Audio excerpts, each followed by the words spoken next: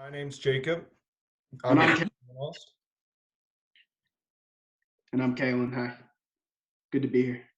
And we'll be pitching a buy on Honeywell International. So just to get started, we're going to look at our agenda, what we're going to try to talk you through about this company. We're going to look at the company as a whole, Honeywell International, with their overview, recent news, and their SWOT. Then we'll move into their external environment with the industry overview and competitors. And then we'll go into our actual analysis and projections on their growth, valuation, and then we'll go into our actual investment thesis.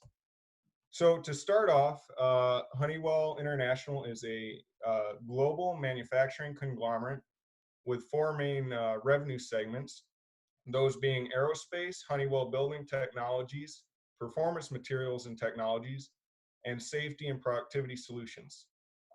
Within each of these segments, they have a manufacturing component where in aerospace, they'll create components for NASA, Lockheed Martin, Boeing. Then they've got their Honeywell building where they go into actual building processes. And then in their safety, that's where they compete with 3M with personal protective equipment and then some productivity solutions. Now, within each of these segments, they take advantage of what's called the Honeywell Forge. And this system is a data analytics and gathering tool that allows them to take something as complex as the yearly maintenance of an airplane or the yearly maintenance and inner workings of a large commercial office building.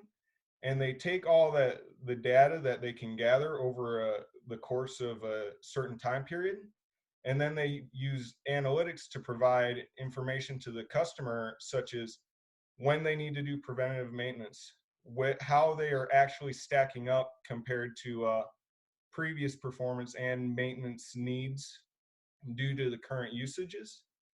And this is a big component of their aerospace segment as well, and that's where some of their contracts come from with Boeing and Lockheed Martin and some of their other government contracts.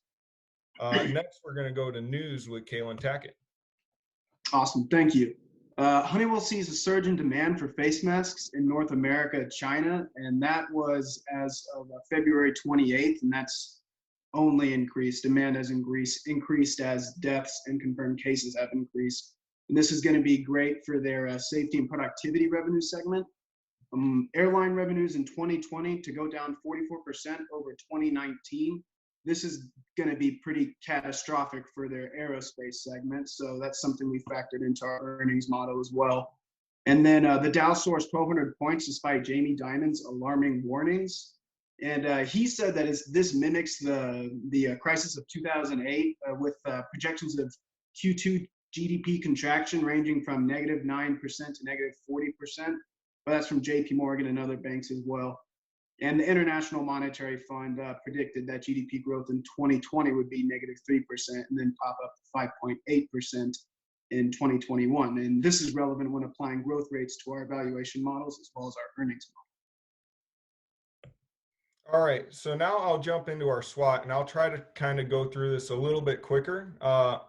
First, starting off at looking at a couple of strengths. They do have some very diversified revenue segments going from personal protective equipment, data analytics tools to actual manufacturing components for different customers. And then, however, when you look into some of their weaknesses, they are still dependent on their aerospace segment with over 35% of their total revenue coming from that segment. When you look at some of their opportunities, there has been a huge increase in demand for personal protective equipment, as Caelan said, and that article mentioned. And we see that as a great opportunity for them to expand and increase their operations as well as their revenue. And then when we get into threats, and I'll talk about this a little bit more when we talk about the industry, the manufacturing industry is sensitive to a lot of the fluctuations within the market from our research. And this has been shown within the performance of Honeywell in the past. And then another threat that we've seen impacting Honeywell extensively right now is the volatility of demand for air transportation. and how it's completely slowed down a lot of the manufacturing in that segment. And then to talk a little bit more about the industry, um, historically, the industry does follow the S&P 500. Like I said, it tends to follow the fluctuations within the economy. In this chart on the right, we use the Thomas Reuters manufacturing index to compare to Honeywell and show that as a equity, it tends to perform higher than the industry. But you can see that in 2019, it did see an impact from the changing trade agreements with some of our major trading partners, such as China. And then you can see that COVID-19 has impacted both the industry and our equity substantially. And here's competitors with Caelan. Awesome, thanks. For our competitor breakdown, we included more aerospace competitors like Siemens and Safran than any other segment, just because Honeywell usually generates the majority of their revenue from this segment. And looking at their return on equity, it's very attractive, and that's it's above average, mostly because of their above average ROA, asset turnover, and return on sales. And also their equity multiplier is around 3, which is not ideal, but that is lower than the average equity multiplier of the other competitors. So that's a good thing, at least. And Honeywell's attractive inventory turnover is mostly a result of having very competitive net sales that are with a relatively lower amount of average inventory. And Honeywell's dividend payout ratio is about 40%, indicating that they can afford with relative ease their dividend payments. And dividend payments could remain stable and will remain stable. And we'd probably like to see this maybe a little bit higher, given the median is 45%, but we don't want to see it as high as 3 in receipts. Thank you, Caelan. So now to get into our growth analysis, we made most of our initial projections off of a 5-year moving average, because when we initially started looking at this equity, we saw the economic trend and the trends of the company to be fairly stable over the last 5 years, and we were just going to continue out that trend. But however, when COVID-19 hit, we had to model in the impact of this unprecedented pandemic.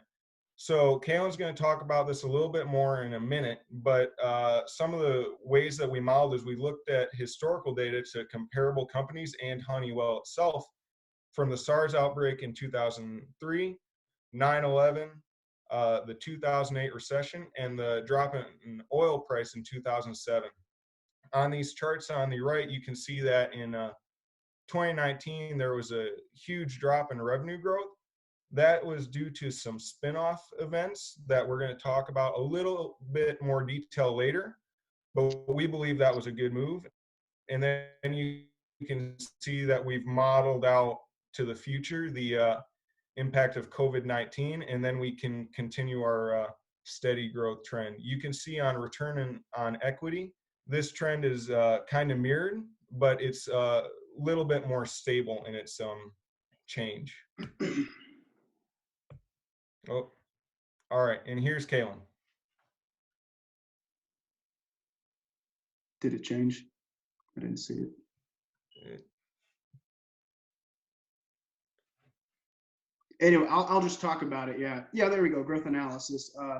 Energy efficiency, urbanization, and infrastructure investment all go hand in hand, and it benefits a lot of the revenue segments that Honeywell has, like their performance materials and technologies, as well as safety and productivity, as well as Honeywell's building technologies.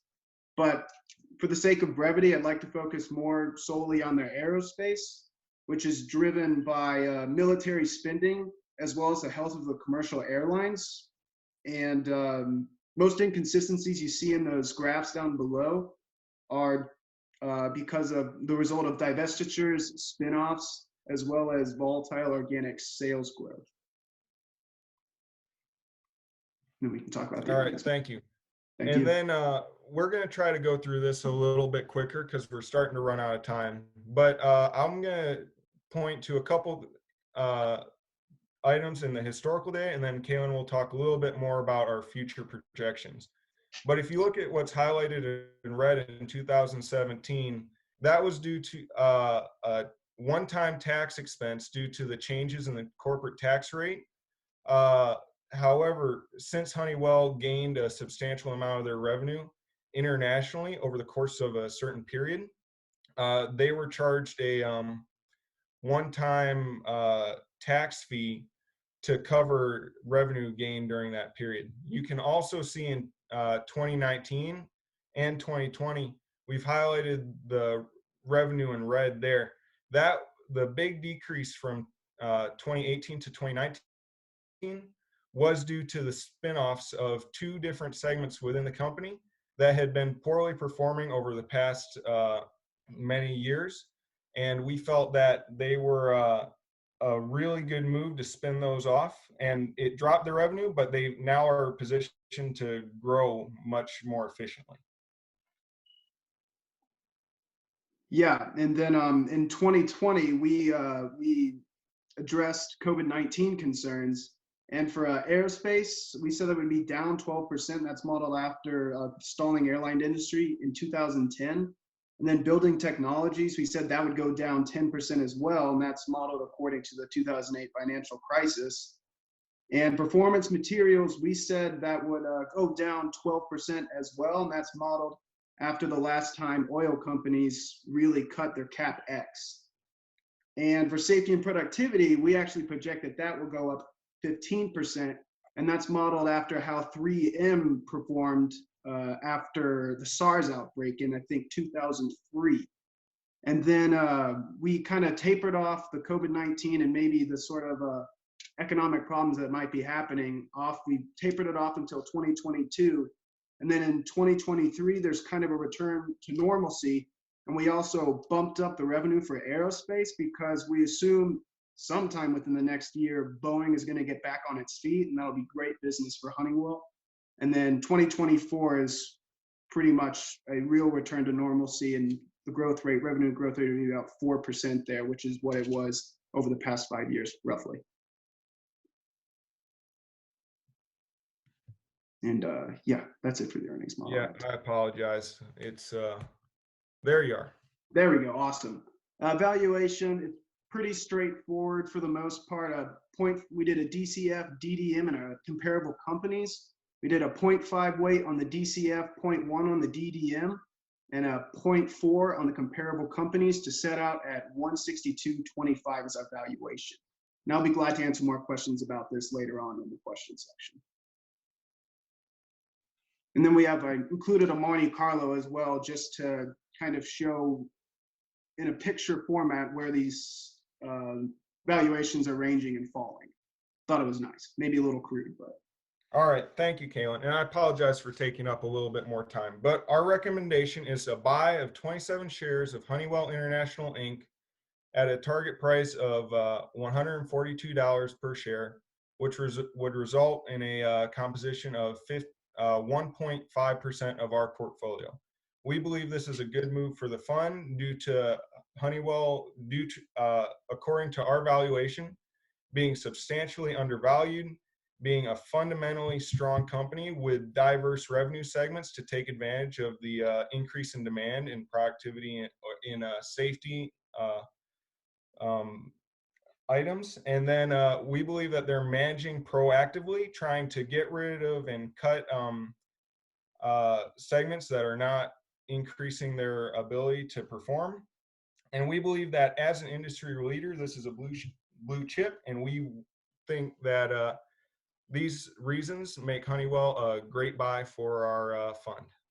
Thank you. And if you have any questions, please feel free to ask.